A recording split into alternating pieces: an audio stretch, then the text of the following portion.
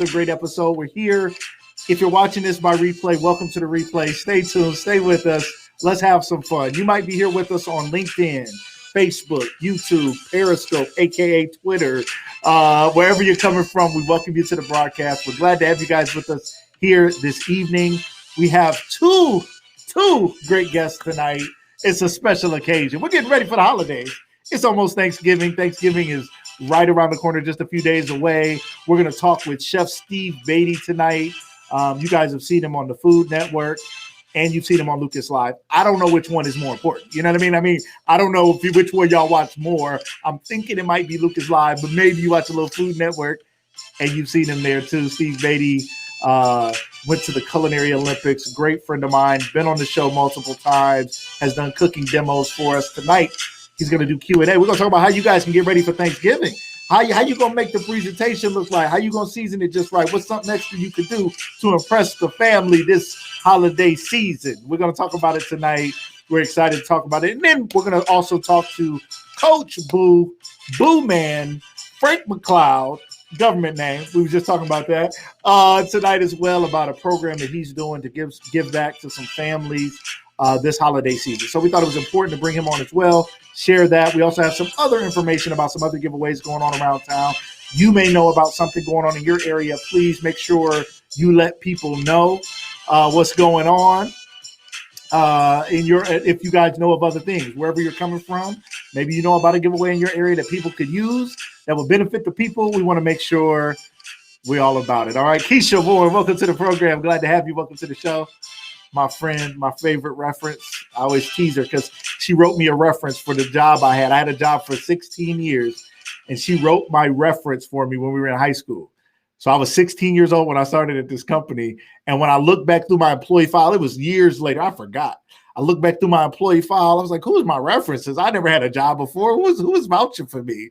Keisha Warren, my girl, had looked out for me and wrote a reference, was like, he is a very nice young man. I'm sure he'll do fine. You can trust him with your kids, because I was working with kids, and she looked out for me. I appreciate that. Shout out to Keisha. Keena Woods in the house. I want to say hello. She has a company. I'm not talking about it until she sends me some product. That's all I'm saying. She knows what's up. Till I get some product, all I can say is, Keena, Dave, love y'all.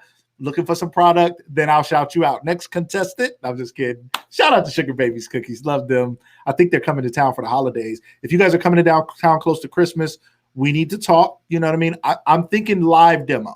You know what I'm saying? I'm thinking I needs to be trying the stuff for the people live. Okay, that's how we're going to make it happen. Christina Sanders, my cousin, welcome to the show.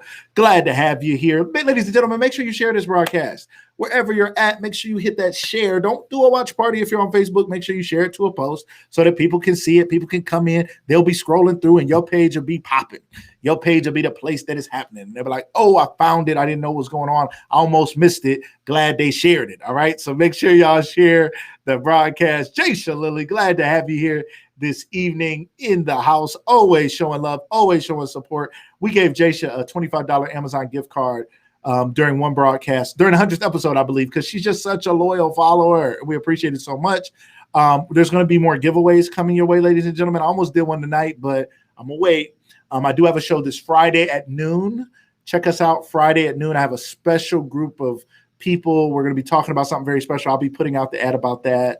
It has to do with the NFL. It has to do with a lot of important things that are coming up. All right, so you guys stay tuned. Make sure you guys are ready for Friday, Black Friday. We jumping in at noon. We're going to have some fun. Tamika Jones, welcome to the show, my friend. Glad to have you here. Tamika, shout out to Tamika.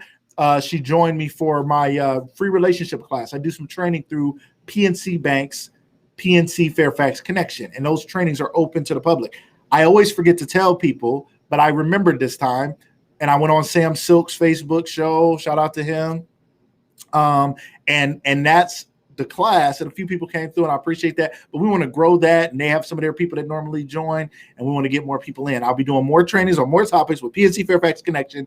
Those trainings are free to you and everybody you know. We're going to be talking about that more to come. Welcome, welcome, welcome, everybody who's jumping in. Keena Woods put in some dates in the comments. 12/27/19. She's going to be in Canton, Ohio. Make sure you guys get ready. Buckle up. I will have some free product. I said free. No, I'll have some sugar babies, cookies, cakes, something. Don't give me too much. I got to keep my sugar down. I don't want to mess around and get the sugar. I'm already trying not to get the Rona, and Keita trying to give me the sugar and a Rona. I'm gonna have a sugar Rona. Nobody should have the sugar Rona.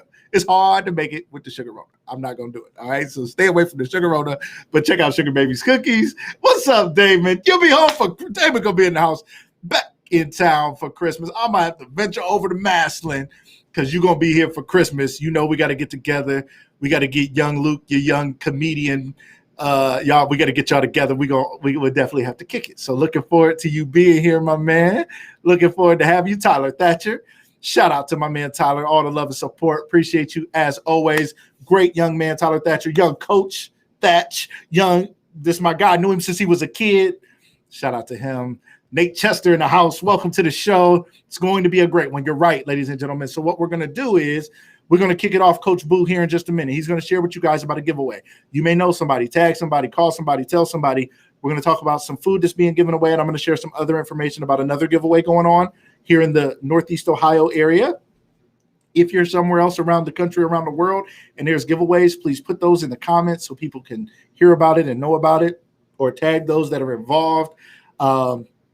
Shout out to Nate Chester, my man. It was good having lunch with you today, my man.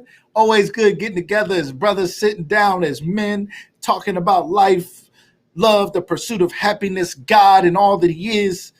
It was great kicking it with you today, my man. Glad to spend some time with you. Darnell Baity, welcome to the show.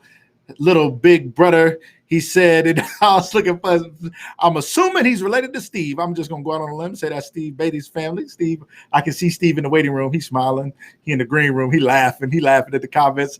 Monica McLeod, welcome. She be in the background hooking stuff up. She going to be a producer herself. I got to tell her sometimes I need some help with the cameras and whatnot over here. Well, I'm doing running around and she over there keeping stuff straight. Shout out to her. Miss Audie in the house. Welcome. Glad to have you. Everybody, glad to have you guys. Steve is in the comments. See, that tell you he's sharing, he knowing. Steve, the topic of today is how to avoid the sugar-rona. It's like tenderoni. Bobby Brown sang a song called Tenderoni. You don't want to get, but the tenderoni was a good thing. The sugar-rona is all bad. You can't have a sugar, aka sugar diabetes. I don't know. It's probably like type A, type 2, type B, type C, diabetes. Somebody correct me, medical professionals. But in the Black community, we often call it the sugar. D-A, the sugar. Not the sugar, the sugar. And we call COVID-19 the Rona. That's what we call it. Okay, try not to get the Rona. So if you get the sugar and you get the Rona, you got the sugar Rona. It's not a good thing. It's not a good thing. All right, shout out my beautiful wife, Corinne Marie Tyndale, in the house. Glad to have you here, sweetie. So glad you're here this evening with me. I know you're busy. You got other stuff going on, but you found the time to support your man, sweetie. I appreciate you. I appreciate it. All right. Appreciate it. Okay. Yes. Shamar in the house came just in time to hear about right on time for the tenderoni. We're talking about the sugar Rona. I'm about to make a song about it. I'm going to make a sugar Rona. Got the sugar Rona. She's a sweet old girl. About the sweetest little girl. All right. I'm going to leave Bobby Brown alone. Oh, it's type 2. Is it type 2? Is that what it is, Keisha? I appreciate you. All right. I don't know. All right. Without any further delay, we gave some time for people to join us, jump in here. We appreciate it. Again, replay viewers, welcome to the broadcast. We want to shout out our sponsor tonight for our show, Restream. Shout out to Restream. If you guys are interested in broadcasting to multiple platforms all at the same time, and or you just want to liven up a live, if you just have a Facebook Live, or you just want to go to YouTube Live, or you just want to do one, but you want to be able to do some things that I do, bring in guests and do some of this stuff, and you think I'm fancy. I'm not fancy. I'm using Restream. So check out Restream at restream.io. Reach out to me. I will put the my referral link in the comments once the show is over. Make sure you guys check that out at restream.io. Let me throw up some graphics so y'all can see what Restream is. That's Restream. You guys want to make sure you check them out. Show Restream some love. So much functionality, so many things it can do. I will be sharing more with you guys about Restream. We want to thank them for sponsoring Lucas Live and Lucas Live Media. All right, ladies and gentlemen, let's get to it. We're going to welcome to the show today. What is it? We got a new house.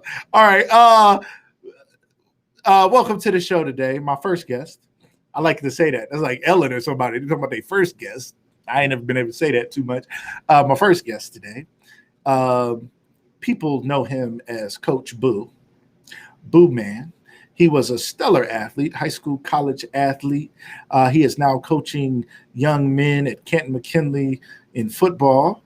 He also does not miss a West Virginia game. You check him out, you'll see him there.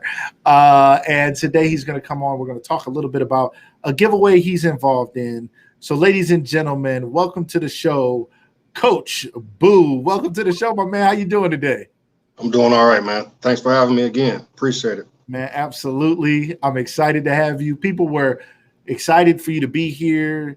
Everybody was talking about it. My son was talking about it. My son's friends was talking about it. I'm like, my son, he got free lunch and everything at school the next day. I don't know what was going on. He was like, Dad, who'd you have on the show? Because everybody hit me up. Everybody happy. Everybody was hyped. I was like, Coach Boo, man, that's what it was. So, man, glad to have you back, man. Glad to have you back.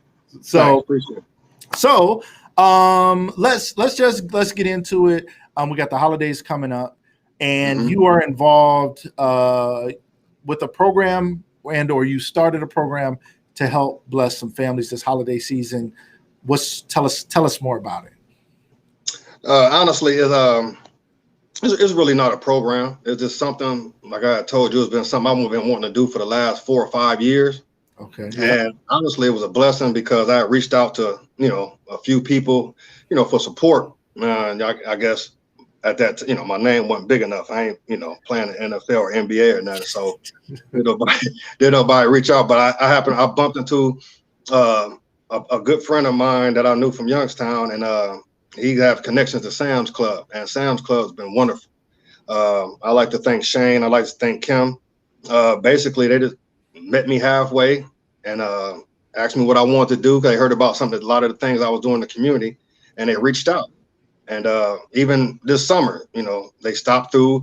They even fed the football team for a couple of days. So I mean, they're all about the community. So I appreciate that partnership, because without them, I would have done it, but it wouldn't be as big as it is. Right.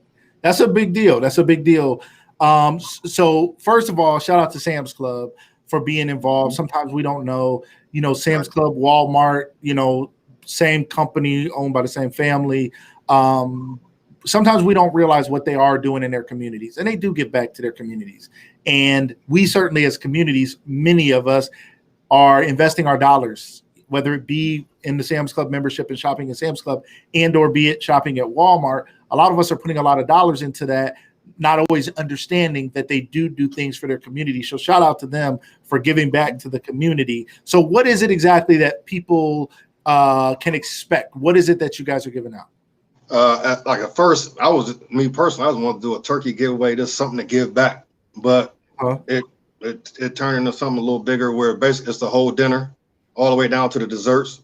You get the turkey, you get the canned goods, the stuffings, you get the sack of potatoes, you get the sweet potato pies, and right now I'm working on just getting them some drinks, either type of Gatorade or packs of water type deal to go with the meal. Love it. That's a big deal, because it is wonderful. Shout out to all the organizations that are giving out turkeys. Awesome, right? Or ham or something. It's a special thing, though, to be able to go somewhere and get everything, right? Because you got a turkey, turkey and ramen ain't much of a Thanksgiving. Somebody got turkey and they looking around like, we don't have sides. We don't know what to do. So to have something where it's like the sack of potatoes, sweet potato pie, all of these things is really special. So this is something that you just decided to do. Now, there's all kind of organizations and nonprofits, people giving stuff away. Shout out to all of them. But they're either getting people to invest in them and they're giving them a receipt that's a tax write-off, or they're donating it out of their funds because that's how they're going to get more grants and other things. Again, wonderful. No shots at that. But this is something that you just came up with. I want to feed some families. First of all, why? Like, is this something childhood that you were the kid who didn't have, or is it just something you had a desire to do because of working with kids in the community? Where did this come from? Why are you doing this? Actually, just working in the community and knowing, what we're dealing with now is one of the main reasons. Because I know, there's a lot of people that need help. because, this pandemic and there's different things, and it's been like that since the beginning of the time. So even when I was a younger guy, you always had that little dream of making it to the NFL, whatever. When I told him when I made it, I'm taking care, I'm coming home, I'm taking care of everybody. So, right. But, I got hurt. That was unfortunate.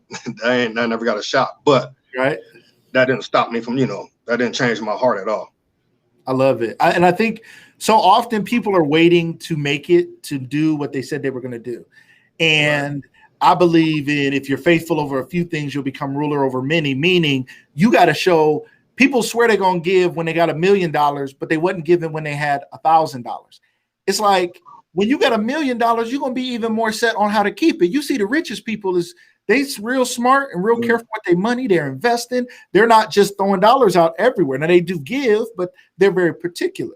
So for you to say, I didn't make it from an athlete $1 million contract perspective as I thought I would, but that doesn't mean I can't do what I can do today. Somebody out there watching has a vision, a dream. They want to start a nonprofit. Well, before you do all that, what is the goal of the nonprofit? Is it to help young people? Then start helping young people. Is it to feed people? Feed people. Help somebody out. I mean, we live in a society these days where people, minus COVID, don't want to even be around their own family sometime, right? And so to be willing to do that and give back to the community is a big deal. So many people in the comments are excited about it, proud of it, proud of the things that you're doing. So let's talk about this. Now, you're a coach on the football field, but we also know that you're a coach in life, especially to a lot of young men. You said you're going to have some of the young athletes involved. Why do you think that's important? It's always definitely important to give back to your community and for them to understand it. So I'm going to have a couple guys off my 8th grade basketball team. My linebackers, again, we're going to load up in my white van. And we have a couple deliveries because we're delivering the food to the homes. So we even have 2 homes we have to go to in Akron. So we ain't discriminating. It's whoever reached out, we was willing to help. And I also, at this time, I would like to thank Kelly Harris and Coach Watley because, my goal was to feed 10 families and, they helped and reached out. Now that 10 went to 15. So I appreciate you guys.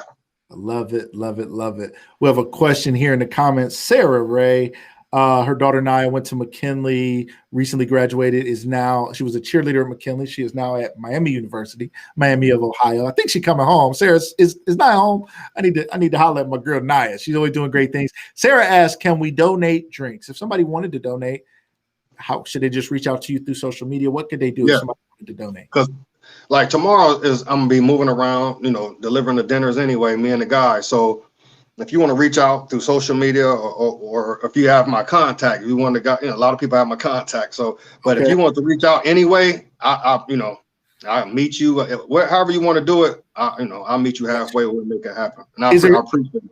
Is there an easy way, like a Cash App, a Zelle, or anything that you have that we could give through? Yes. You know what your Cash App is? Is it under your name? Nobody knows your name though. Like, boom. Check that out. Let us know. If your wife knows, she can throw it up in the comments. Monica, if you know, you throw it up there in the comments so people can send it directly to the Cash App. This is really cool that we may have an opportunity to donate and give back. I know I'm a person as well who, I grew up, not having a lot and always said, one day I want to give back. And it's like, now's the time, today's the day. So giving back is so important. And I remember as a young man, the McKinley football team, we went and gave food out to the homeless I think it was at the Civic Center. I think the event was sponsored by the Old Timers. And it was, I never forgot that moment, seeing these people who this was the best meal they was having all year. And to be waited on with that level of respect is special. For you guys to be showing up at people's house is special. People don't always like to go stand in line somewhere and show that they need something, they, whatever it may be. So to be able to have that dignity to say, this is how that they're coming to us is special. Your wife I think she put up her Cash App. Make sure you get this money from her brother. I don't know if this is what it was supposed to be, but a dollar sign. Hey, that's it. My money go to her. So that's it. So that's the right one either way. That's the way to do it. MONNIEMOE. You guys see that there on the screen. I'm going to leave that there for a few minutes. So you guys make sure you guys check that out. And please donate if you can. I will make a donation myself today as well to that cause. We all can do something to give back, ladies and gentlemen, to help out our community, to help out those in need. It's one thing to see somebody. And here's the crazy part. What do you think about this, right? There's so many people hungry on the side of the road. We know that there are a good number of those people. One, I want to respect the fact that there's a lot of veterans out there. So first of all, shout out to all of our veterans out there. And sadly, they give their lives for a country that doesn't give back to them properly. I don't think and some of them haven't physically died, but they've given their lives, they've given their mental capacity, they've given their bodies over, and they've died. A lot of them is left on the battlefield, but they come back and we're looking at them, and many of them are homeless. So shout out to them. Yet many of them also, or many of the homeless do have some other addictions or other issues that need support. I believe it's so important that we meet the actual need, right? If you have a drug habit and I give you money, I didn't exactly help you, right? But to give food to somebody who's hungry, just help us understand, for somebody out there, like, why do you think that's important? Help somebody in that way. Well, I mean, I'm looking at it too. It's the holiday. Everybody, deserve to be happy, Yeah. And I talked to a woman on the phone today, and I talked to her for 3 minutes. She cried for 2 minutes, and because she didn't know what she was going to do for the holidays. Right. And saying she got to trying to run down her situation. I'm like, ma'am, you don't have to do that, but that just felt good. And I didn't, because you really don't know how something that small, it really, that goes a long way. So I even have a college student who I'm delivering to, who don't have no family or friends at the college they're at, and they by themselves, and they college students don't have no money. So I mean, I don't discriminate. If you in need, I'm there. So I'll be there dropping that off for them tomorrow too. So that's big. That's big. And there's a lot of families that this year normally would not have had to cook for themselves, right? Like I said, college students, families are just not getting together as they would have before. So there's households that were like, we don't normally cook. We go here, there, and everywhere to get our food. And this year they're sitting there thinking, I can't afford this. I've never had to provide the whole meal. I only brought over my special dish, or grandma cooked everything, but grandma is too vulnerable today. And ladies and gentlemen, let me say this. We all have to make some smart decisions this holiday season. I know it's difficult. I'm not telling anybody what to do, but I do think we got to be smart about it, right? We have to keep in mind there's some vulnerable members of our family. There's some vulnerable people out there, and people are literally dying every day from this disease. So let's not blow it all off like it's not a thing. I believe this is a thing that's happening, and more people that I know have recently got COVID. And I know people who are saying they know loved ones, family members, and friends who are dying from it. So the fact that they know they can get a good meal delivered to their house is a special thing, especially in a day and age of social distancing. Shout out to Legit Smith. He said he's going to send some money now. Go Pups. Shout out to them. Sarah Ray said $525 could provide each family a $25 gift card and $10 for drinks. I think we can do it. $525. Listen, ladies and gentlemen, if we could send Coach Boo $525 collectively, that would be a big deal. Sarah, I don't know you over there crunching numbers. Sarah, the kind of person, she makes stuff happen. Shout out to Sarah. Ladies and gentlemen, let's make some donations tonight. Many of us have more than enough. Many of us are saving our dollars to go Christmas shopping or buy some more stuff that we don't need, our kids don't need.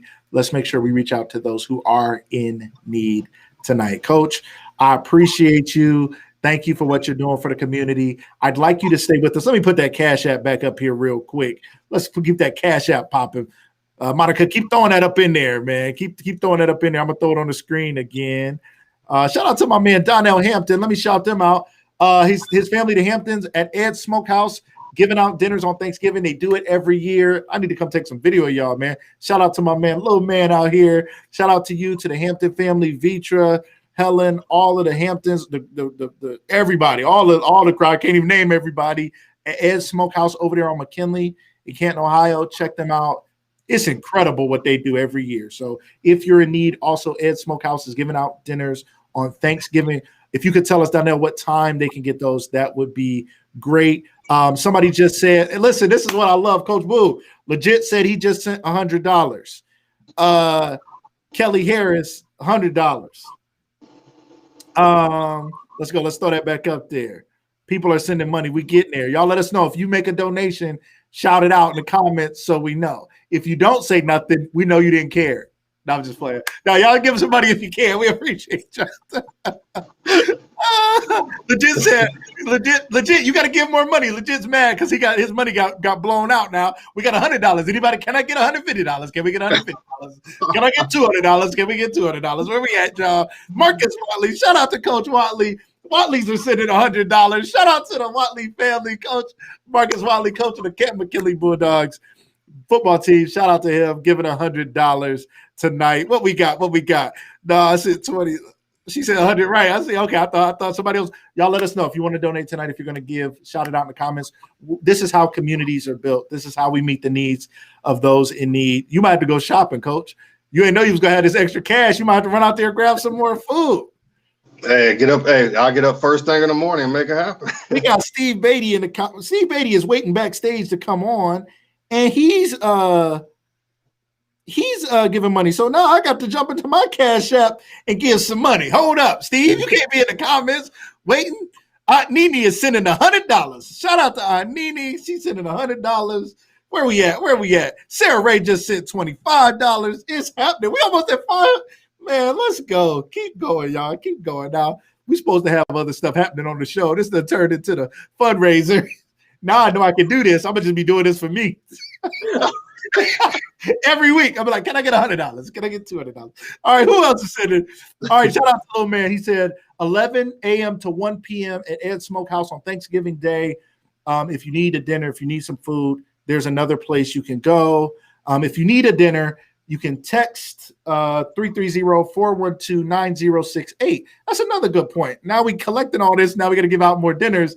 Monica said, this is his wife in the comments. She said, text if you need a dinner to 330-412-9068. Brother, I don't know if your wife just gave out her phone number. Now other people going to be calling, but whatever. You know what I mean? She about it. We appreciate her doing that. Anyone more? Kill it. I mean, legit just said $81 more. Y'all put my man on the spot, man. Come on. He said 81. He said, no, Kelly, I beat you.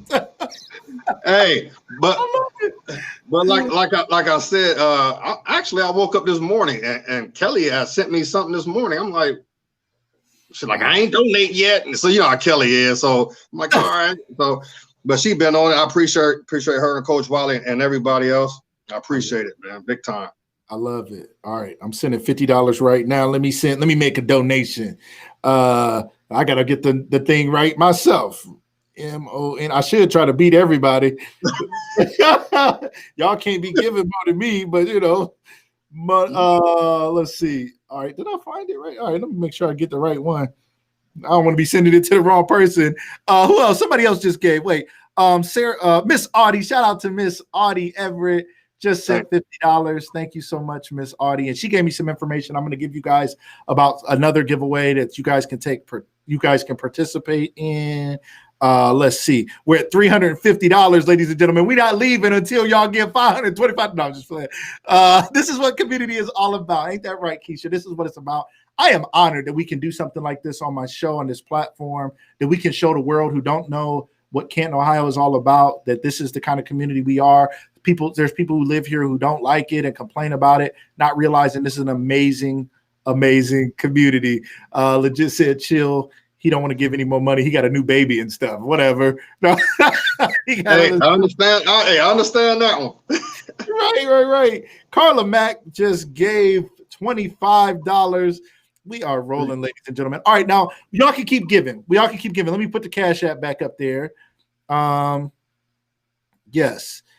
That's a good point. Shout out to my Gloria Sanders. She said families have needs all year. This may be an opportunity to help over the next few weeks. Great point. So maybe some of this money, maybe it won't all go into Thanksgiving. Maybe we can talk about coming back on or sharing some information about a giveaway a little bit later or closer to Christmas or anytime, right? People are hungry. You know, people are in need, especially with what's going on in our economy.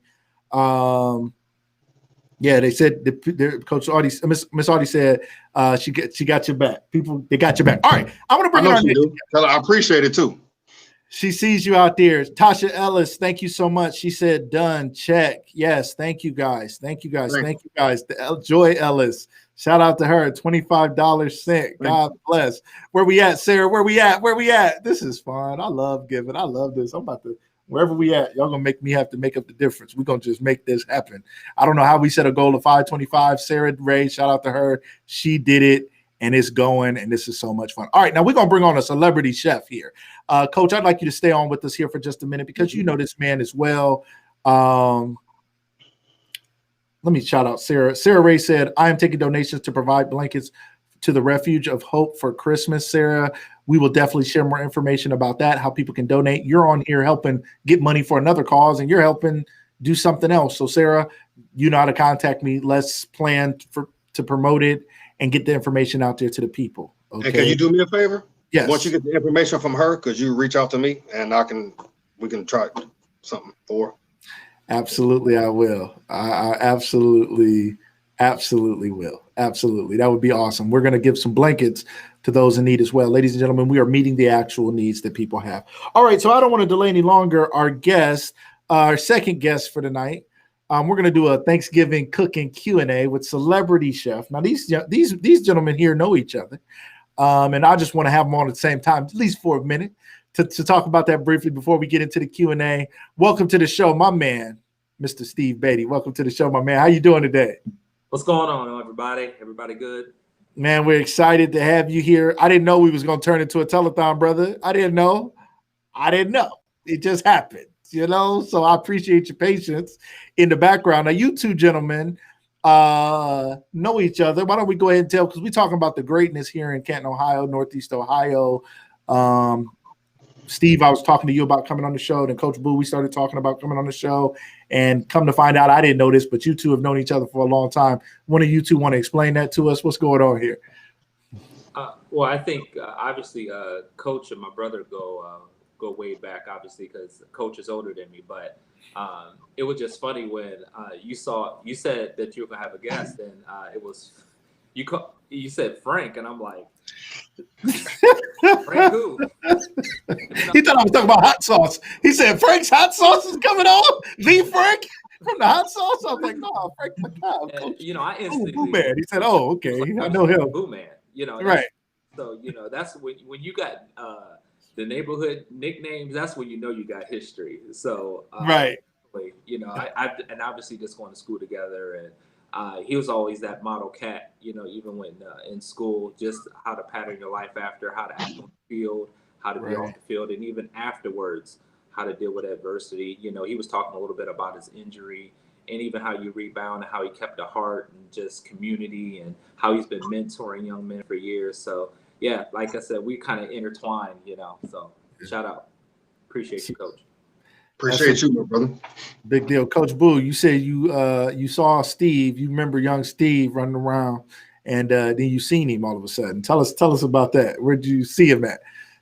Oh, like I said, he was a little guy. Me and his brother, we still good friends to this day, so we communicate. But he was he was younger, so he was always the little guy just around. You know what I'm saying? So, but one day I turned on the Food Network. I'm looking. I turned the channel and then I said, that brother looked familiar. Right. Look. I said, oh, that's my brother. That's my day one brother there. That's Belden right there. We grew up on Belden Elementary together. Wow. So I started watching it. So then I started digging and doing a little research myself. And I didn't know, man, I'm proud of you, bro. I didn't know you was on the level that you were on doing what you do. I didn't even know. I didn't have a clue. But I'm proud of you, man. When I seen that, now, of course, ever since then I've been following you, checking you out, seeing what you're up to. But man, I'm proud of you, man. Because last I remember was the little guy just in the way, running around, hanging around us on the playground, on Belden Playground or Belden Supermarket, getting penny candy. Yeah. Now, next thing I know, I seen him on the Food Network. He still looked the same, but that's a big deal, man. That's super cool. Huge. That you guys are from the same area. Belden Elementary and over on Belden is not a neighborhood. It's not an area that people think of people coming up and doing great things. Unfortunately, people don't realize, because there's been negative things that have happened, with people who come from that area, but it's also been great things as well. Sometimes people may see the both of you and assume like they must have had it pretty good. They must have came up kind of, I don't know that they've, been through any adversity or came from the rough side of town or whatever, but clearly both of you guys have and have definitely ascended past what many would have expected. So congratulations to both of you. Coach Boo, Sarah Ray, I need you to tell us before we let him go. I need you to tell us where we at, Sarah. Her calculator might have broke. It was going so fast. It's like it's like the price is right. It's like we need somebody to keep up. Sarah, if you have a total of what the donations were, you may not be able to see all the social media platforms. So if you can't see all of them, I think I put everybody up who said they were donating. I'm not sure what the total is. I have a donation ready, but I'm ready to increase that if we got to make up a little bit to get a little further ahead. Shout out to Stu Light in the comments as well. Make sure you donate, Stu. Just don't just be on here. Just taking up space. Donate some money, Stu. Doctor Stu. Lionel. Yeah, he gonna always be Stu to me. Dr. Stu. Right.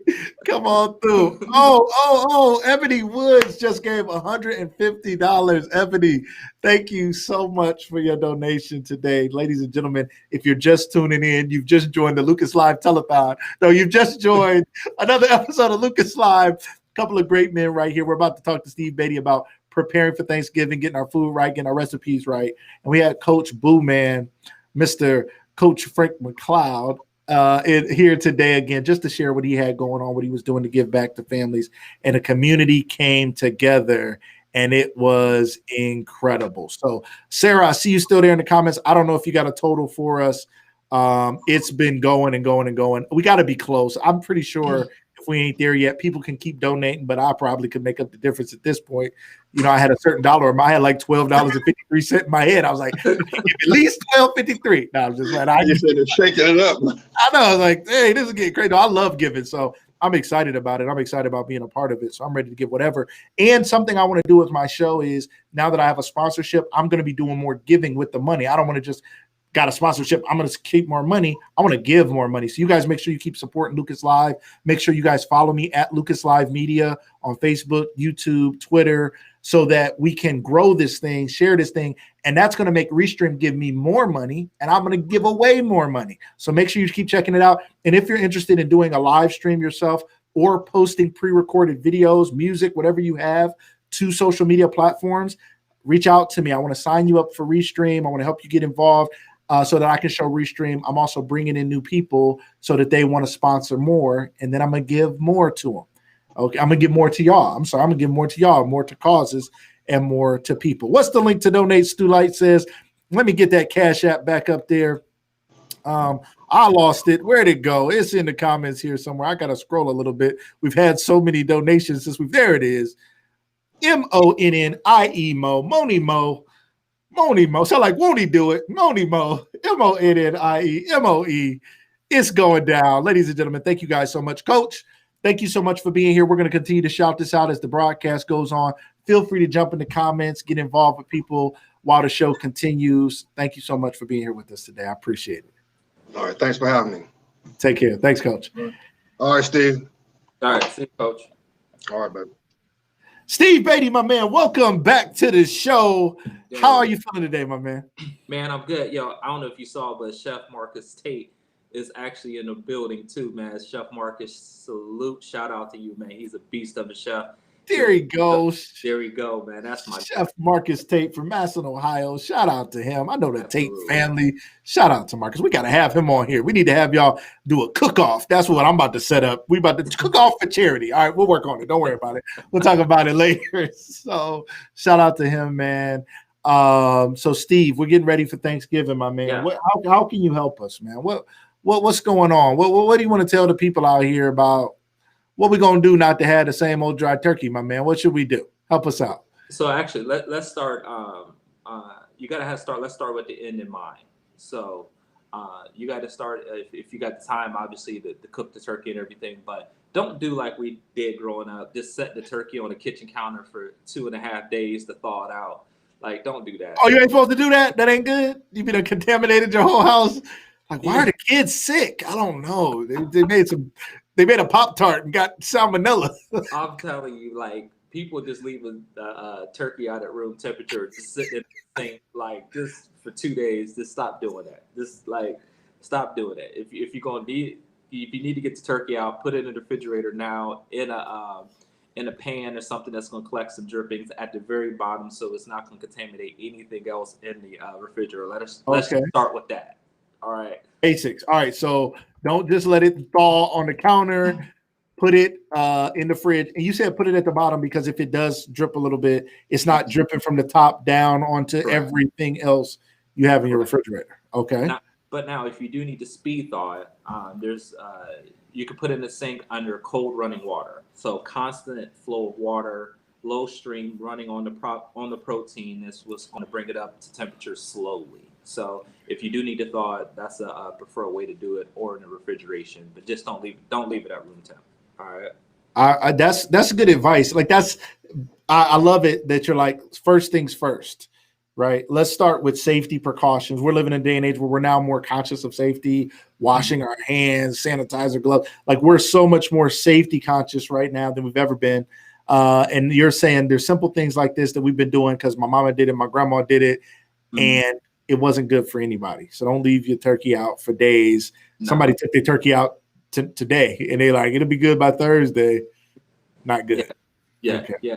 And then the other thing is that always tell people it's like whatever you're in process is that the second thing is wash your turkey. I don't know why people like take the turkey out the package and just instantly put it in the pan and start like throwing some seasoning on it. Like wash the turkey. Help us. Okay, hold on. Now, see, high context, brother. You say wash the turkey. So people like, what do that? Like, I take it outside, holds it off. Do I get a little Dawn, a little Palmolive, a little Tide? What about a little bleach? What am I supposed? How do I wash a turkey? What does that mean? Help us out. So at minimum, you want to be able to just run it under cold water, rinse all of the blood and make sure you get all that residue off of it, then be able to pat it dry with paper towels. All right. Second piece, some people even take it a step further and use baking soda. You know, they actually have a bath because the alkaline and everything like that happens that helps kill, bacteria. But either way, at minimum, you need at least to rinse it off, pat it dry.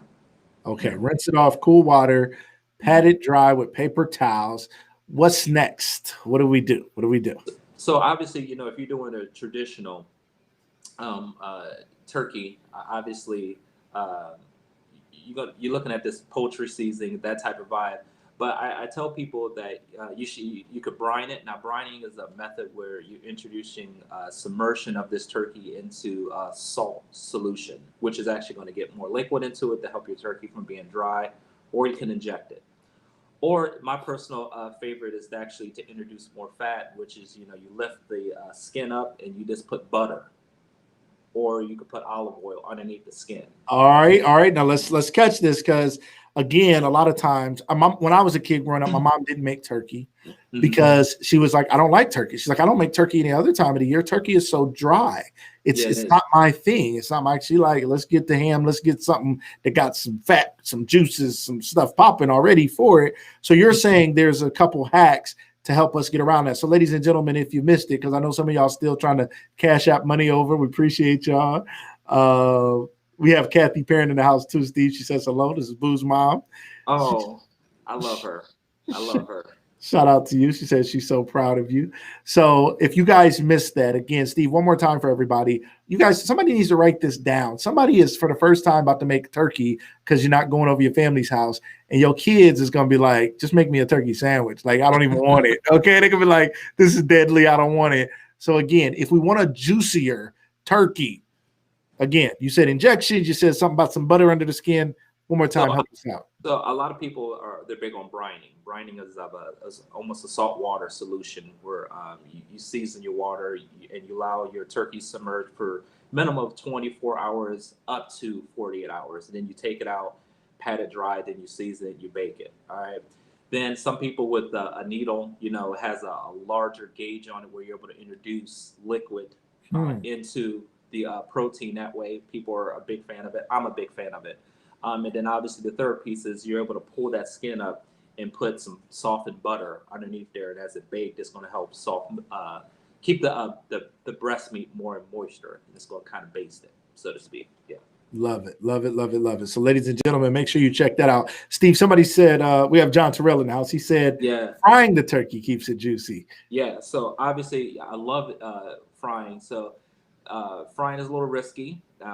It's not for the novice, but I tell people that it's big. I tell people when you wash it to pat that turkey dry if you plan on frying that turkey, because once you introduce liquid into that grease, it's going to pop and then it's going to bubble up on you. All right. So a lot of times that's how you get, those fires outside.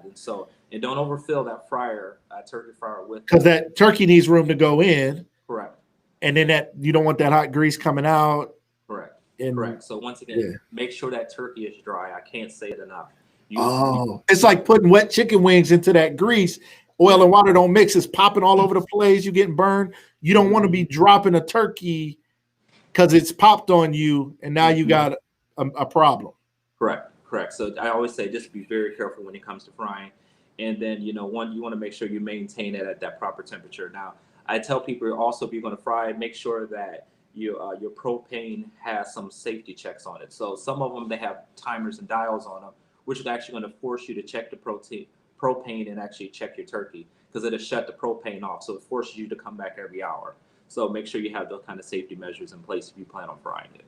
Excellent stuff. Excellent stuff. Ladies and gentlemen, don't go out there burning yourself up, burning your house down, frying turkeys, and you don't know what you're doing. It's not for the novice. And then you want to make sure it's cooked all the way through. That's a whole other situation. So you want to make sure you follow all the safety protocols. If it's your first time, I know people who have done it. I know somebody was trying to do it and it was raining, and that's a whole other kind of problem. Yeah. And also, obviously, the final piece of that of safety is that if you're going to fry, make sure that you have a fire extinguisher. As silly as that sounds, you got an open flame and you got gas. And if something would go wrong, you want to make sure that you're safe. And you would hate for someone in your family to be harmed over a fried turkey. Excellent point. Now, we got a couple questions coming in already. Ladies and gentlemen, if you have questions, please put them in the comments. This is a Food Network chef. He went to the Culinary Olympics, ladies and gentlemen. You may not have a chance before Thanksgiving to ask somebody some questions about what to do. Now, here's a couple questions, some great questions. Kathy Perrin asks, what seasoning do you put in the water? Do you put some seasoning in the water? How do you do that? Help us out. So, a brine bath is it's going to be heavier on the salt. So what it's going to require you to do is to take a portion of the liquid and actually boil it and dissolve your seasonings in it. Okay, so salt minimum, black peppercorns, bay leaves, and then you're going to add whatever, sage and different things of that nature that remind you of Thanksgiving. You want to cool that liquid down. A lot of times I tell people to whatever your brine amount is. So if you're going to do a gallon, I'll only do 1 gallon of it. Half a gallon of the liquid, and do a half a gallon of ice. So once again, to cool it down, so you get your threshold of a gallon of liquid before you submerge it in. So you don't want to brine your turkey, obviously, in hot liquid. That brine has to be cold. So I always say start minimum with those seasonings, and then, put your own kind of twist into it. Brine. Okay, brine. Now listen, ladies and gentlemen, I want to take a pause real quick to shout out the Stark County Hunger Task Force, ladies and gentlemen. If you are in need of meals now, Monica, Coach Boo's wife, put in their number earlier to make sure that you guys knew how to get a hold of them, because they have some dinners to give away, and they apparently are going to have more because we just all gave all of our money away, which is wonderful. But if there's more families right now, Tyler Everett, former McKinley player, Ohio State Buckeye, shout out to the Buckeyes, and shout out to their win this Saturday. It was getting to be a little close. And former NFL player as well, Tyler Everett, as well as others. I believe his uncle and some other family members are going to be donating. They're driving up from Columbus with some donations, and I'm sure Stark County Hunger Task Force may have other donations from others. If you need a Thanksgiving dinner this Thanksgiving, along with Ed's Smokehouse, we want to give more resources. Again, now right now, for those of you who are watching around the world, I apologize. We're more talking Stark County, Northeast Ohio. But again, if you know of places in your region or your area, please put it in the comments wherever you're at. Even if you're watching this by replay, it may be something that can help somebody. It could not only be a meal to celebrate a holiday, it could save someone's life. So check out Stark County Hunger Task Force. Phone number 330-455-6667. You guys make sure you check them out if you need some help this holiday season. Shout out to everybody. Shout out to Rob Thompson in the comments. Sexy Rob, welcome to the show. This is the super trio. We had Stu Light, Rob Thompson, Steve Baity in the house. Those are literally your brothers, right? Just real quick, shout out to them. You went to Germany for the Culinary Olympics. Can you, before you answer our next question, real quick, you were heading over, you went to Germany and you guys came, or what happened? I don't remember. It was crazy. It's amazing. Like every step of my life, professionally or even personally, Stu and Rob, they've been there since the second grade. So, I mean, whether it's I don't know, the first time that I was able to tie my shoelaces, once again, these cats was there. So, I mean, they are 10 toes down. I mean, even I remember when my father passed away. Those guys would not leave my side. Wow. Like, I mean, that just shows adversity. You know, it shows who your true friends is. So I love those guys. Hands down. Thank you. I love it. A pharmacist, a chef, and a musician. These gentlemen, we're going to get up to three amigos. Darnell Baity said the three amigos. You guys are definitely a special group with a special bond. We have another question here. Carla Mack says, how many days is turkey good in the refrigerator after it's cooked? Mm-hmm. So I always say a maximum of 5 days. Okay. Absolute maximum. This is not lunch meat. Yeah. Once again, maximum of 5 days. And then after that, you gotta say goodbye. So make your little cold turkey sandwiches, make your turkey salad, do whatever you got to do, but you got 5 days. Now let's jump off of turkey for a second. Ladies and gentlemen, if you have more questions about turkey, please feel free to go in. Can you help us real quick with the ham? To the people out there making ham, my wife is making a ham this holiday season, and many others may be making a ham. What would your tips be if that was their protein of choice this holiday season? So ham is one of those things that's kind of it's tricky because it's already cooked. All right. So little do people know that it's not. You are not really killing it making a ham from scratch. It's not raw. It's already cooked. So you want to work with your taste buds from there. So ham is naturally salty already. So you want to balance it with something sweet and something spicy. Okay. I always say those are the two avenues when it comes to a ham that you always want to introduce flavor. So a lot of times where you do honey, you could do agave, obviously brown sugar, is always a big fan. Or personally, I like to take I see a lot of people do this and I'm like, oh, I'm gonna get you. They just straight pour like ginger ale or cola straight up. I tell people, if you wanted to use soda, put it in a pot, pan, reduce it by half to a syrup, and then you should apply it to your ham. Number one, it's going to stick to hold on. Listen, shout out to my mother-in-law, Miss Laura Pridgeon. She makes Thanksgiving dinner like something. I mean, like my kids, all of us, we can't wait for Thanksgiving every year to go over there. We go there first before we go anywhere else. And she just throws down. Now she uses pop to make her ham. And my wife is going to be cooking. They're going to be cooking together via Zoom. So she's going to go through some recipes with her, and they're going to be working together. And that's a great option to anybody out there who's concerned about any health concerns. Again, maybe you want to be able to cook the family recipes and have it in different locations. I believe Zoom this Thanksgiving also is removing their 45-minute limit for the free account on Zoom. They're removing their 45-minute limit. Also, you could use Restream. If you're interested in using Restream, shout out, let me know. You can have up to 10 people on Restream at the same time, or you could just go live into a group, or you could just have them on your personal screen together there. So shout out to her, but she uses pop. But I don't believe she's reducing it before she does it. So again, one time for everybody out there listening to this, if you want to use some type of soda, some type of pop to sweeten up that ham, you're saying put it in a pot, put it in the oven. How high? Put it on the stove. We don't want this to get too hot. It seems like it could get a little. Does it start popping and getting crazy? If you got it too high, do you start burning stuff? Help us out. So it's a soft simmer. So you barely want the bubbles to break the surface and pop. You don't want a rolling boil. You want something real soft, and you want to reduce it by half. One thing, a lot of people even use jellies. They use jams, something of that nature, which you can go, which is okay. But you want the ability to paint. That's the whole goal. You want to go baste your ham, and you want to be delicate about it. So the first part of the baking process of a ham, you want to bake it uncovered, and then after that, you want to cover it because of the sugars. You don't want it to get too dark. All right. And so I always say don't go above 350. I usually like to let mine chill around like 315. You know, there's other temperatures on the oven besides 325, 350. You talking about my mama, brother. My mom cooked everything at 350. I'm like, Mom, what should I put these rolls on? 350, boy, put on 350. Mom, what should I put this lasagna? 350, boy, sweet potato pie, 350. Put on 350.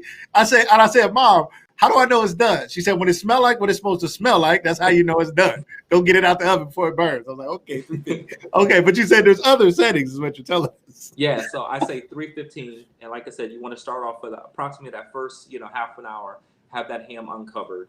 And then, you want to be able to get a pastry brush. You want to use a spoon and just want to be able to ladle that over. And then you want to cover it with aluminum foil. You want to check it every 15 minutes and then rebaste it because you want to continue to layer those flavors on it. So, okay.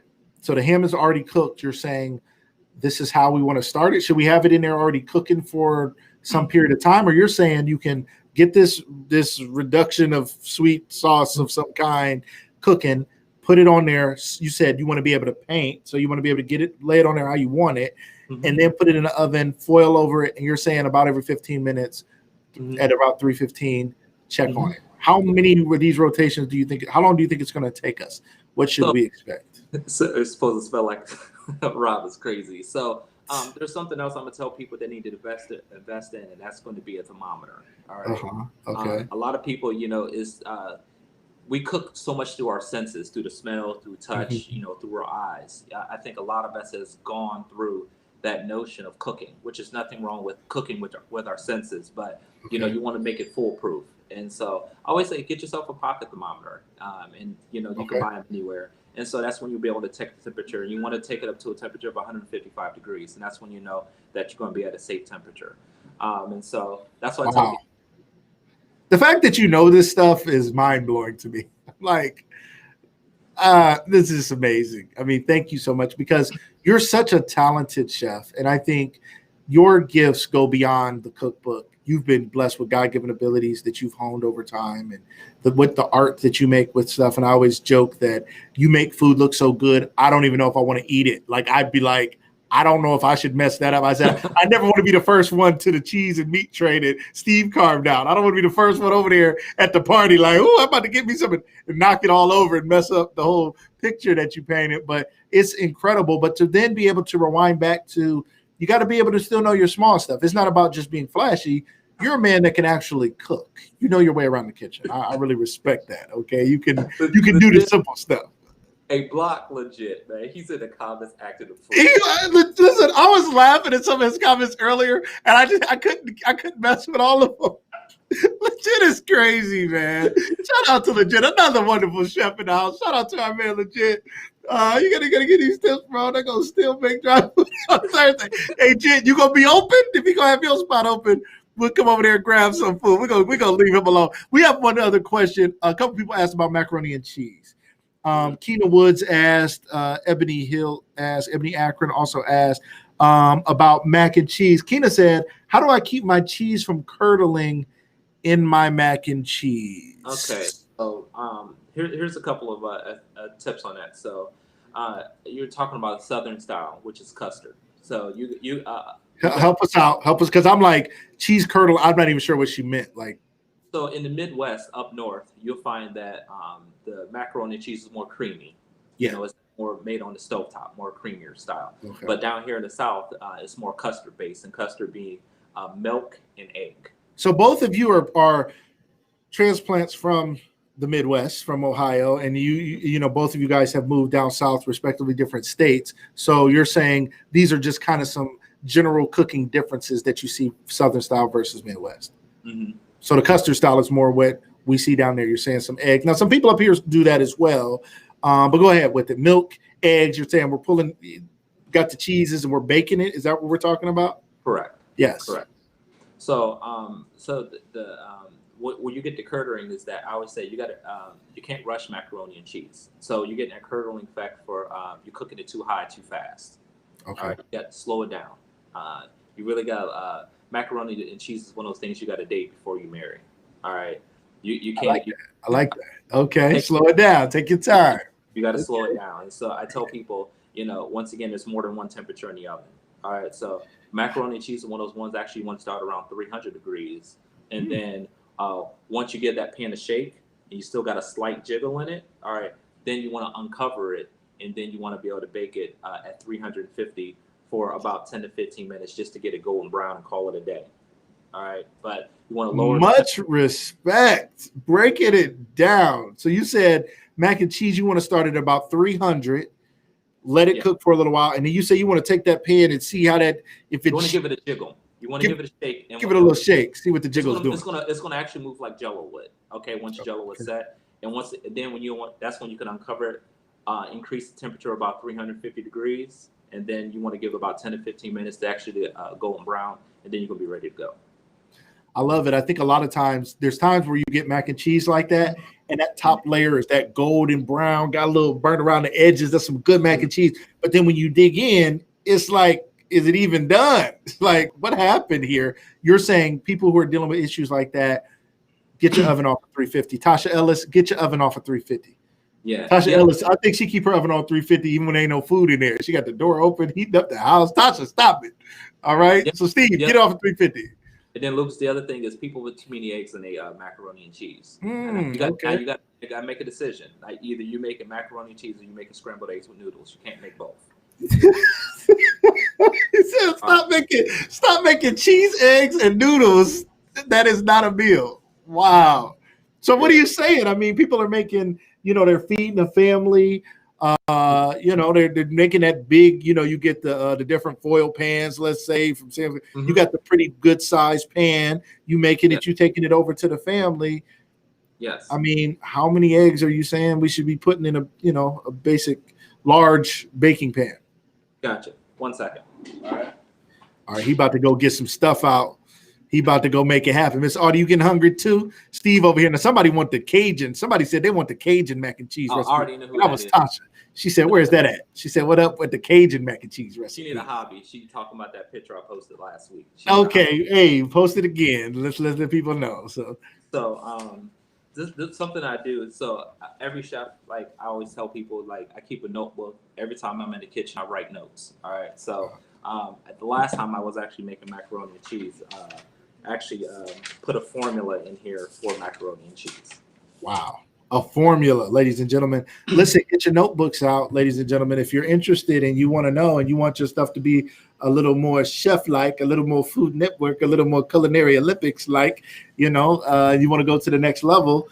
First, it can start by just turning your oven down a little bit and taking your time a little bit, slowing it down.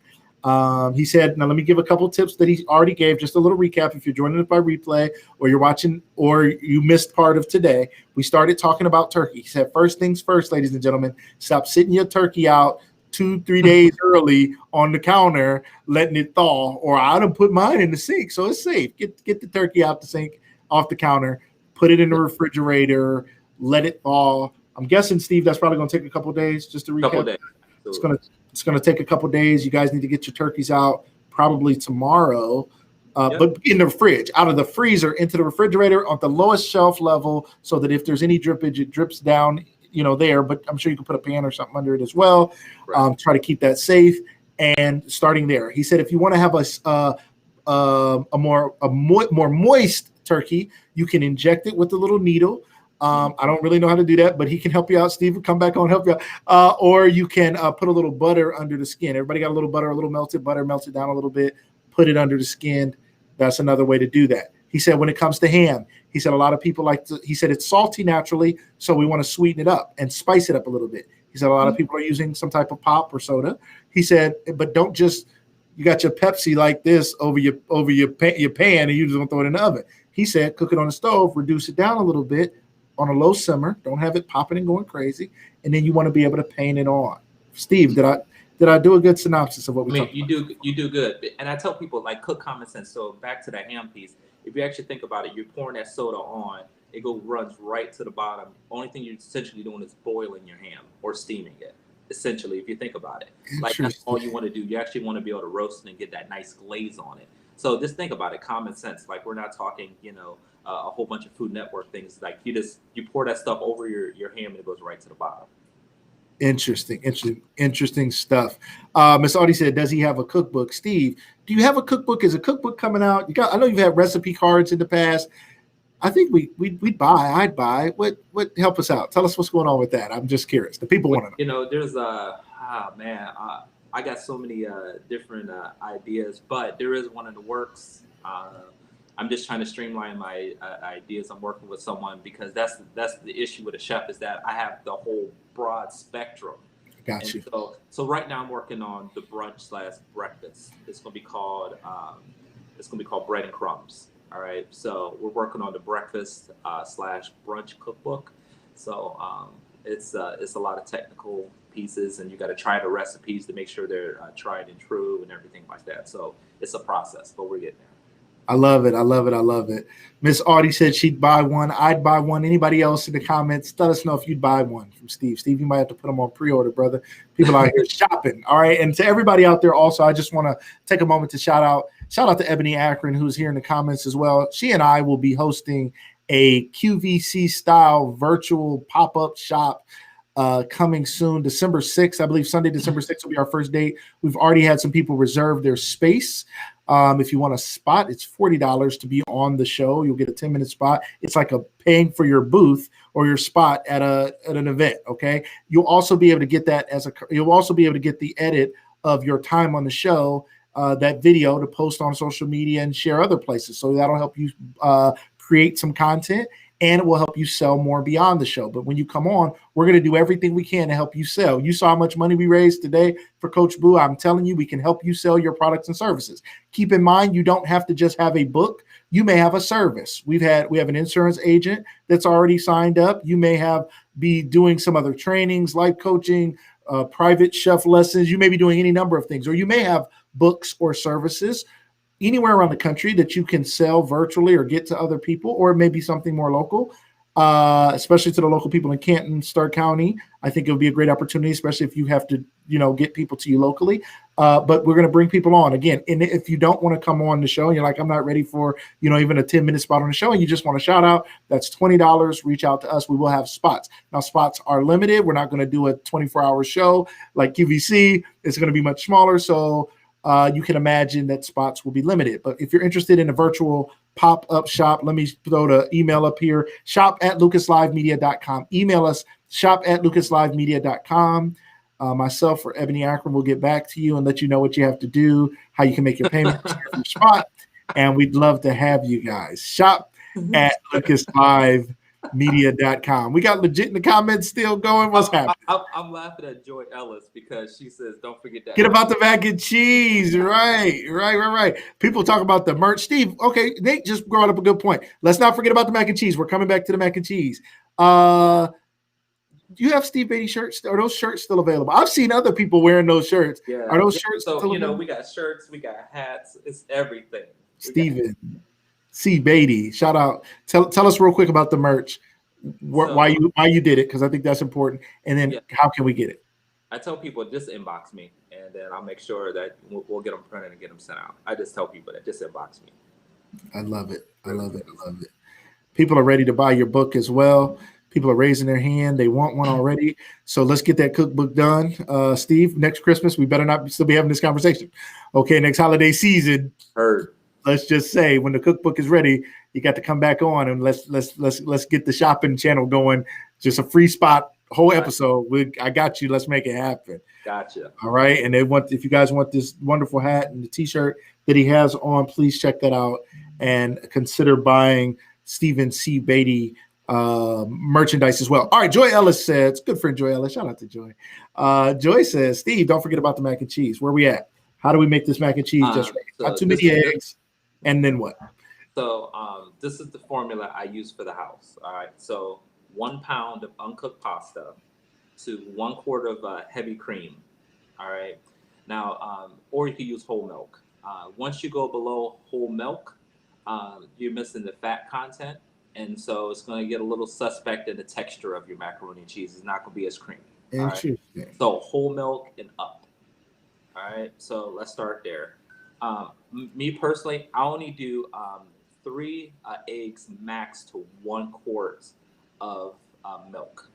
I usually like to stick around 2, but 3 max. So if you do 3 eggs, you're gonna have a more stiffer macaroni and cheese. Okay. But 2 eggs to 1 quart of liquid being milk. All right, and then from there, I do 24 ounces of cheese. All right, so and you could, that's minimum. What is that? What kind of cheese do you use? And help us understand 24 ounces. People are like, how do I measure? Talk about cheese is that you want to make sure that you want to make sure that it's not an imitation cheese. You want to make sure that it's a whole milk based cheese, because a lot of times if you're using like an imitation cheese, you're going to get a lot of oil. And so if you buy cheap cheese, you're going to get oil in your macaroni. And there's a lot of cheap cheese out there that people don't know is cheap cheese. So help us. What are we talking about? Like, for instance, me personally, I use Sargenta. All right, that's my cheese that I use at the house a lot. And then there's nothing wrong with you throwing a little bit of Velveeta in there, but that shouldn't be the main deal. End all. Okay, some people out there, Velveeta is it. They like, I got Velveeta and a little milk and some eggs, and I call it mac and cheese. You're saying don't just stick to that. But it's an oil-based cheese. Okay. It's an oil-based cheese, and that's why I talk about you got to be careful that's when you end up with oily macaroni and cheese. All right, so you want to make sure you start off with a whole milk, low skim, like cheese, and take it from there. Love it, love it, love it, love it. All right. So the other piece, the secret to macaroni and cheese is that quit this seasoning on the. I don't know why people do this with macaroni and cheese, but I always say that you season how you get dressed in the morning. Okay, you don't put your underwear over your pants. All right, so you put your underwear on, then your pants and your shirt and everything, so it's in layers, and then your jacket, then your hat, then you walk out the door. Same way with macaroni and cheese. All right, believe it or not, you season your noodles, you season your egg custard mix, and as you're building those flavors, you build them in layers. All right, I can't say it enough. Build your flavors in layers. Don't just try to season at the end or when it come out of the oven or just a little pinch. Like, you got to season in layers, and that's when you know that you're going to get a good product at the end. Okay, so Steve just called some people out. Now, we don't want to hurt nobody's feelings, but if you are not seasoning your noodles, you get your eggs, get your cheeses right, and you're at the end and you got this macaroni and cheese and you done took the Lari salt and think you done made something cute. Don't do that. Don't do that. Don't do that. You're cheating yourself and you're cheating your family. And you wonder why, like, the plates is turned over in the trash. And that's on the other side. When you they're like, yes. Chef Steve keeps it real, ladies and gentlemen. If you see the family, all the plates is upside down, hiding something. People talking about they folding up the paper plates. Yes. I'm full, Grandma. I don't really mess with this. Yeah, you need those plates turned up, so when you walk by the trash, you can see what's left. If those plates is turned over, they hide something. Okay, they hide something. Just so y'all know. And y'all all know what it was like when you was kids and you didn't want to eat your vegetables and you was folding them plates and hiding stuff and ducking and dodging and scraping and hiding. It's because it ain't right now. Yes, Zanita folded up plates. You know what it is. If people fold the plates and tucking them in the thing and they, throwing their napkins on top of it so nobody notices. I'm just saying, maybe I did that a time or two back in the day. And, things need to be right. All right. Shout out to then the final piece to a good macaroni and cheese is that this is for all the new couples out here, or the first time somebody trying to their first time at some macaroni and cheese, and turkey, whatever. I tell people, ask them about auntie, a grandma, how close they is to their mom, somebody like that then rubbed off. If they ain't got a good relationship with Big Mama or it's a woman like in their family, they suspect. That's hilarious. If Big Mama don't like you, I don't like your food. Okay, I can't mess with you. They need to know auntie, and they need to call her auntie. They can't be like my aunt so and so. You're like, nah, you need to be auntie, right? Yes. Grandma, Big Mama. You need to have somebody like that.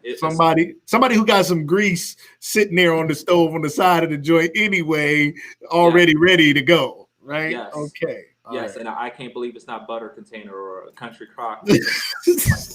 I need someone who shuffles their feet in slippers, like person. I love it. If you don't have these kind of people in your life, talk to your friends, talk to your family, see if you can find somebody to really teach you, because they should have a little meat on their bones. They can't be, weighing $150. They can't cook that good and weigh $150. It's not gonna happen. All right. They've been taste testing all these years. getting them pies right, getting that mac and cheese right, getting that fried chicken right. It's gonna be a little meat on their bones. When they hug you, you're gonna know they love you. You know what I mean? They pull you into their bosom and they show you that they love you. That's what you need. I'm just saying that that's a contributing factor. Like I can give you a lot of points, a Uh-huh. lot of, good ideas, but in the beginning, if you ain't got someone that has got the ancestors that can just whisper in your ear to help you say, that's enough. Oh, that's hilarious. Yeah, like really, Ebony, they don't use measurements. You need some of that culinary god.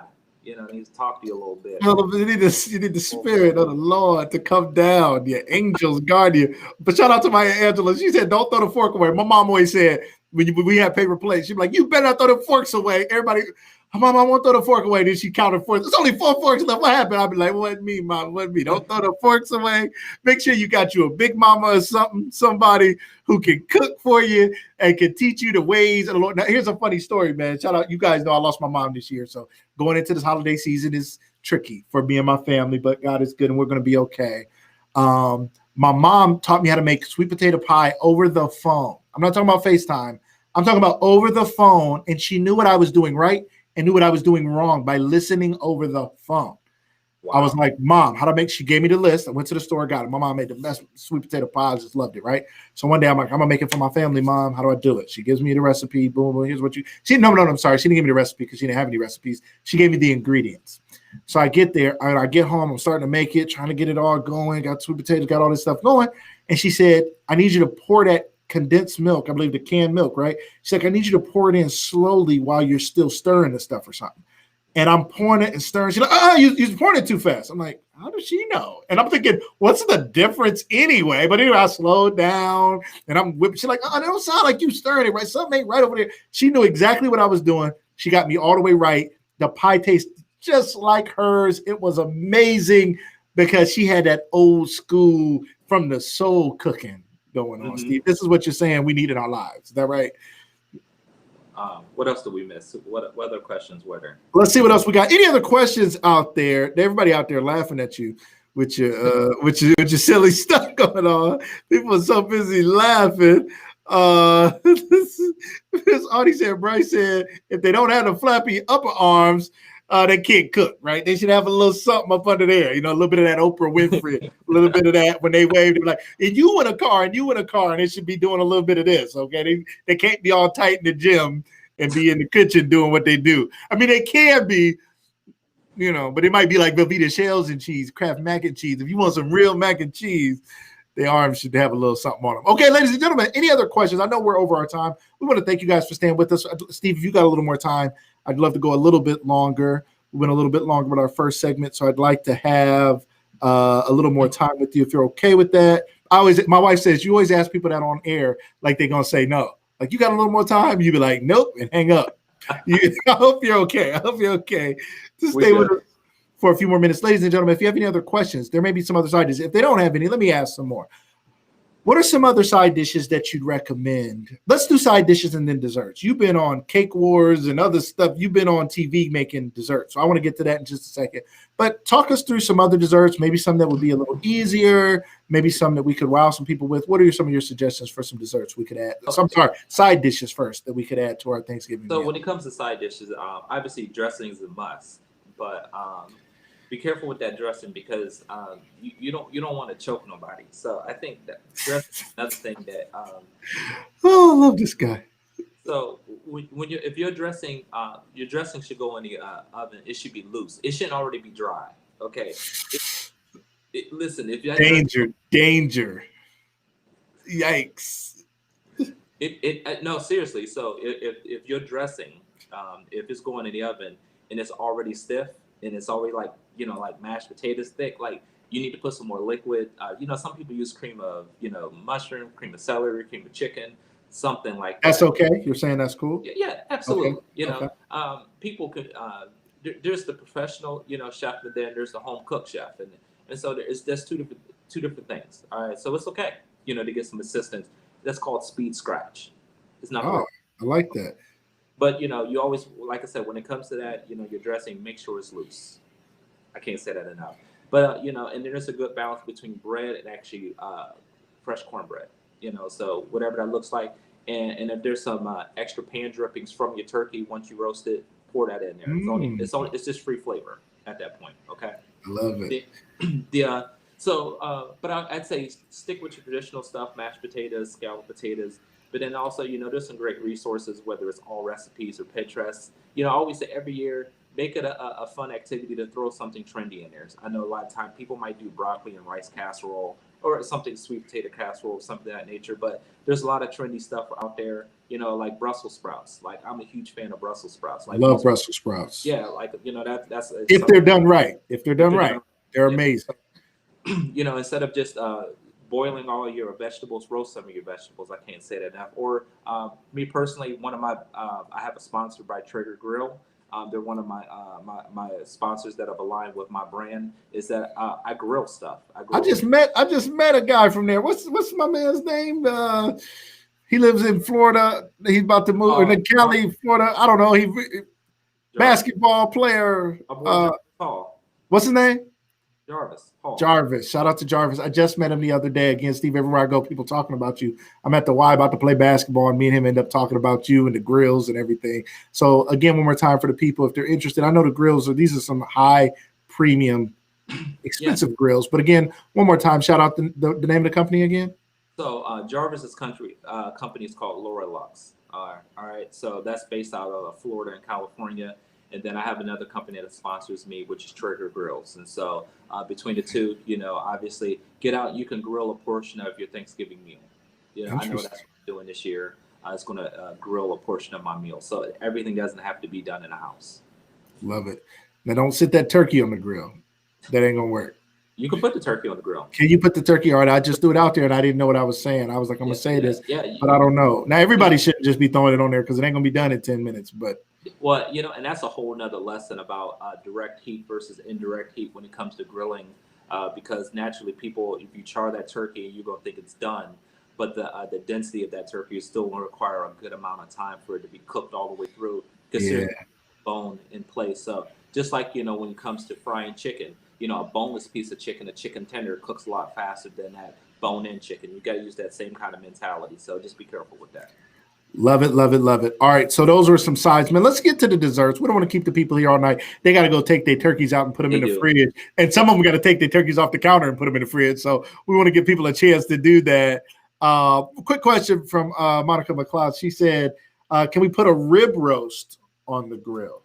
Absolutely. So when it comes to doing, once again, we're talking larger proteins. So you want to be careful. I tell people if you're going to do with charcoal or if you're doing propane, you want to split your grill in half.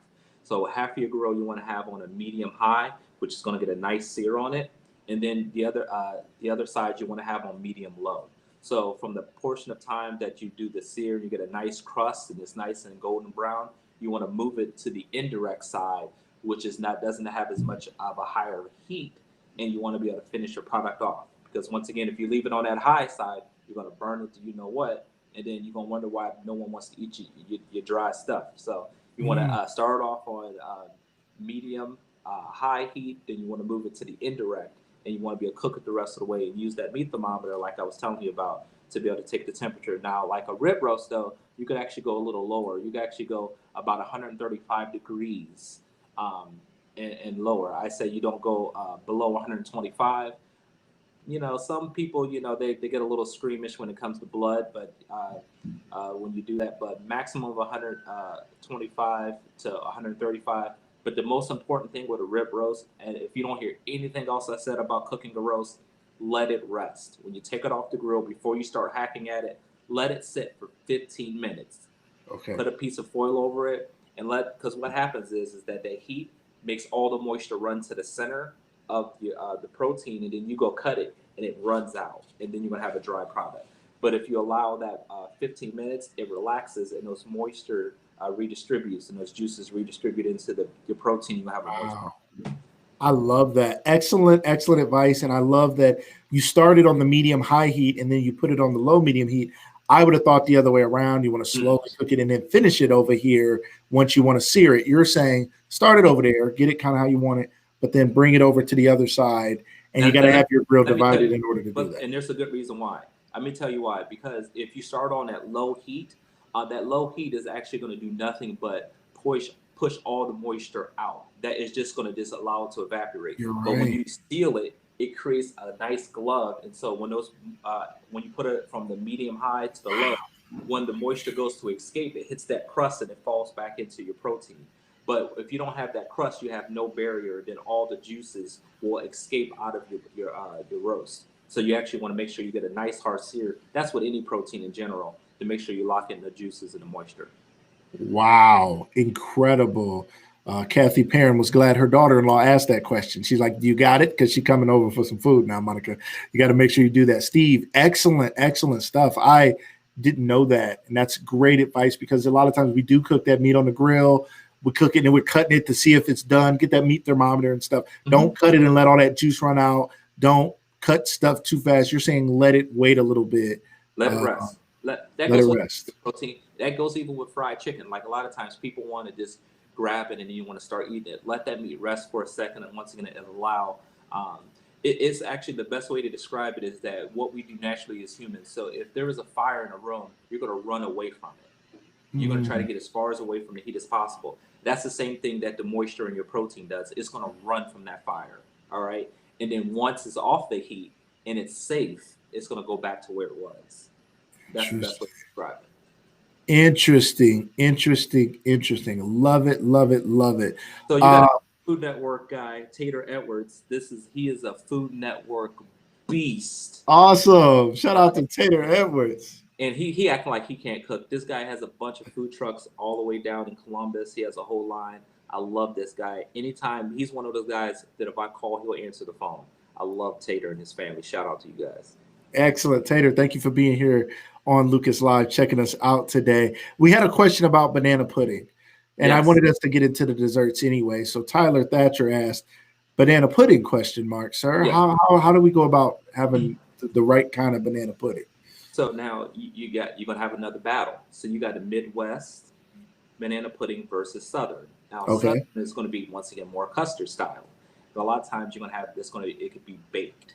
I was going to say, is banana pudding. Now, before you go there, ladies and gentlemen, in the comments, do you like your banana pudding cooked in the oven, hot or cold? Me personally, I like mine cold.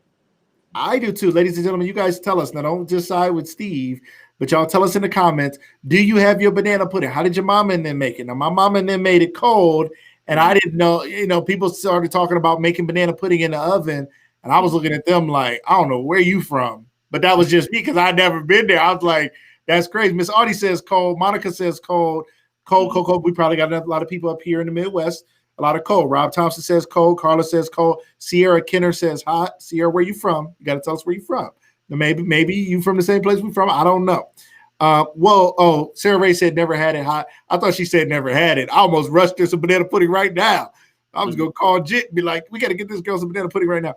All right. Tasha says cold. Tater says cold. Tyler Thatcher says cold. Ebony Wood, shout out to her again for her great donation earlier. Thank you for so much, and all of you who donated earlier to Coach Boo. We appreciate it. She said, I like mine cold, but it was after it was cooked. So she wants hers cooked, Steve. So are people doing that? He cooking it in the oven, getting it hot, and then making it cold too? What's going on here? So check this out. Now, the reason why you have a cooked is that we're actually going, most people forget that in Southern cooking, it was settled by the French, okay? So they brought a lot of their classical cooking methods, all right?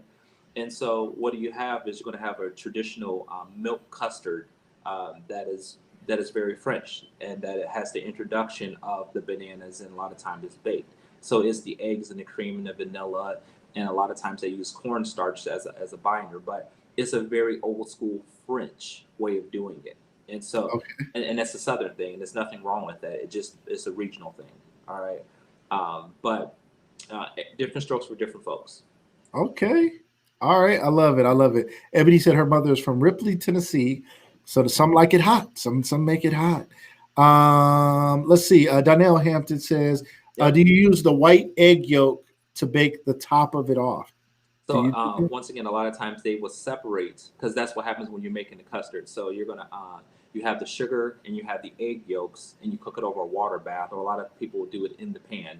But you separate the yolks from the whites with the sugar and vanilla and everything like that, and you cook it till it turns a pale yellow, and then you introduce it and blah blah blah, and the thickness. It's a whole process, more pastry cream basically. But then you would take the whites and you whip it into a meringue, and then you would put it over top of that banana pudding, and then you would bake it in the oven, and once again like lemon meringue pie. And so that's once again a very southern way of doing it. So absolutely. He has to use the blender as well. Um, Different strokes for different folks. It depends how strong that muscle in that arm is for stirring. That's it. Some people, it's easier just to put it in the blender. Mm-hmm. Some people can make it happen. Again, if you got a little bit of this going on, little grandma, then she could turn butter. So you just got to know who you're working with. All right, Steve. Man, this is going longer than I thought. You are killing this though. I mean, this is kind of fun. 10 more minutes, my man. You got a little bit more time. Come on, let's go. All right. I didn't expect us to go this long. Let me recap, ladies and gentlemen. We started with Coach Boo, and he came on and we did a fundraiser, and you guys donated tons of money to help him give more meals away. If you're interested in that information, let me put that up there. If you guys still want to donate to Coach Boo and what they're doing, they're giving away meals tomorrow. He already has meals and donations from Sam's Club, but he's taking on some more. I think we're up to nearly $500, I think, to donate to him to give more families. He's dropping off meals tomorrow. If you want to donate, you can donate to Cash App, MONNIEMOE, right there on your screen. Make sure you guys check that out, and please don't stop the donations. If you do make a donation, please put in the comments, we'd like to know that you did. You can say the amount or just say that you donated. That would be awesome, just so we can see. We also have Sarah Ray in the comments who's taking donations for giving blankets to homeless at the Refuge of Hope here in Canton, Ohio. I lost her Cash App information, but Sarah, I will get that from you, and we will make sure we promote that as well on the upcoming shows coming up, and make sure we do that. Shout out to her. It was her idea to start raising money for Coach Boo, and we raised quite a bit of money, which was really, really awesome. Really, really awesome. Steve has been on here for the last hour, just giving us game, helping us out, meticulously walking through many recipes, simplifying things for us, and it's just been wonderful for us. So if you missed it, please go back and watch the replay too when this is all over, because you might have missed something that's going to make your Thanksgiving and your Christmas and maybe your Sunday dinners and other times really special, from grilling to roasting to reducing to all kinds of stuff that's been going on tonight. Here's Sarah's Cash App. If you want to donate to Sarah Ray for blankets for the Refuge of Hope for homeless, Sarah Ray 02. Sarah Ray 02. Make sure you guys, if you wouldn't mind donating to her as well, we're going to make sure we raise some funds for you as well, Sarah, today and ongoing. I promise we'll do that. All right. And Carla Mack said, come back and help us for Christmas. Yes, we definitely have to do this again for Christmas. All right, so let's talk a few other desserts. And ladies and gentlemen, if you have any specific questions, now's your chance. We're not going to be on that much longer, but if you have a couple specific questions, please ask them in the comments. And Steve, real quick, for people who may not be following you for some silly reason, how can they find you? Any social media platform, Stephen C. Baity, whether it's Instagram, Facebook, Twitter, whatever it might be, just hit me up, follow me. I'm always posting videos, posting recipes. If you have a question, please inbox me. I usually try to respond quickly, so I'm here. Definitely a resource. Love it. At Stephen, STEPHAN C. Baity. Yeah. On all social media. Make sure you guys follow him and check him out. Ladies and gentlemen, we're not done. We love you too, Rob. Grilling turkey, baking banana pudding. Who knew, right? Sarah's like, what's going on here today? It's amazing. All right, just a few more minutes, ladies and gentlemen. If you just jumped in, you might as well stay here because you missed it. If you left and came back, like, they're still here. Lucky you. We're still here. Let's roll. And you guys don't miss me Friday. I'll be back on. We're going to be talking about a special project going on that has to do with the NFL and pro football, and it's a special event. I'm excited to host that. I'll be putting out more information out there. Shout out to Ric Flair, Mikey Benison. Shout out to him. Appreciate you and all the love and support as always, my man. Appreciate it. Steve, all right, so give us some ideas for some other desserts. Now, you've been on Food Network. You cook a lot of stuff. You carve a lot of stuff. And all of a sudden, you also are the man with the cakes and the bacon. Help us out. What are some things we can do to make it a little special this year? So I tell people the other thing is that learn how to make a solid cheesecake. I think if you don't know how to do anything else, know how to make a solid cheesecake. That's probably a whole nother animal, but part of it is just learning how to not over mix and cooking your cheesecake in a water bath, and being able not to open that oven door. I tell people, if you're making a cheesecake, and people always wonder, why is my cheesecake all cracked and everything like that? Is that number one is that you got to learn how to cook it in a water bath, wrap the foil around the pan, and then put it in the water and pour hot water half the way up and let it cook that way, and don't open the oven door, because you actually need that steam and that vacuum and to make your cheesecake just right. So it's a whole nother process of cheesecake, but you can't go wrong with cheesecake. And we might need you to do a demo on that one of these days, my man. That sounds different. Now, what's the deal with the cracking the oven door? Like, is that what you're supposed to do, or you're saying we shouldn't have to do that? No. So once that cheesecake goes in there and it's in that water bath, leave it alone. Because a lot of the recipes call for that. Yeah. A lot of them say crack the door on Pinterest. They say crack the door, let it sit for a few minutes. At the end. So a lot of times, once you get to the end of the cooking process, is that you want to be able to open the door, and you want to let that cheesecake cool down slowly. You don't want to shock the system. A lot of times what people do is they rush it and they get that cheesecake out of there and let all that steam off too rapidly, and that steam is looking to escape, and you get cracks inside of the cheesecake. So you want to be able to patience. Can't rush it. Love it. People want a demo. We got to do a demo again. They said definitely do a demo show. Darnell Baity said, I need a pound cake.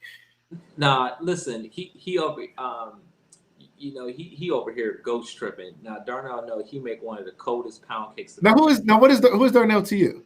That's my oldest brother. That's your oldest brother, and can everybody cook or what? He can make a pound cake. Darnell out here catfishing, Okay. Darnell out here. Playing. Everybody in Canton know Darnell makes a good pound cake. All right. Okay. He trying to steal my shine. That's what older brothers do. That's how people get blocked. I will block a brother, my real brother. He don't play around. He will block it. He ain't playing. People are still looking for this demo. Shout out to Darnell Baity, makes a mean pound cake. Shout out to him. Yes, cheesecake. Christina Marie, shout out to her. She said you got to let it sit or it gets runny. Is that right? Yeah, like I said, it's the thing of patience. You can't rush it. Like I said, just got to let it set. Don't bother it, and just let it take shape. Love it. Steve, my man, I when I started this show, you were one of my first guests, and you were someone who I said I have to have on more often. We did a live cooking show. I didn't even know what this show was going to be, Lucas Live in general, and you came on and were so gracious to bring your talents and your following and your name and your brand and Food Network brand and all that to my show. I want to thank you, as always, for all those random conversations that you and I have about life, business, family, God, dealing with losses of family, so many things that you and I just touch base on. For all those days where you call me just to say I love you and keep going and great job, I want to thank you for that. People don't know about that. People don't know the love and support I get in the background that allows me to keep doing this thing. It's been phenomenal. I can't thank you enough, and I'm honored to have you on my show. I'd love to have you back. They want you back before the holidays. Maybe we can jump in the kitchen again sometime, do a little something, show them a little something. And if there's anything, I know you did recipe cards last time, and you put out a lot of stuff on social media anyway, but if there's some stuff coming out, maybe tag some of the people that you see here today. Just throw some stuff out there for us, because we're ready for some Steve Baity specials. Whether we got to make it or not, we're ready for it. So thank you so much, man. I really appreciate having you, my man. Absolutely. Appreciate it. Ladies and gentlemen, we did it again. Another wonderful episode. It went longer than I thought, but it was special. It meant something to Coach Boo, to Stephen C. Baity, the man, the chef. Everybody's excited. Thank you guys to everybody who donated today, to everybody who supported, to everybody who hung in there with us, to those of you who jumped in and out, whatever you did. Thank you for your love and support. We'll be back here again on Friday. And again, if you're interested in being a part of our live pop-up shop, please reach out to me, shop@lucaslivemedia.com. And we'll see you guys again soon. Everybody,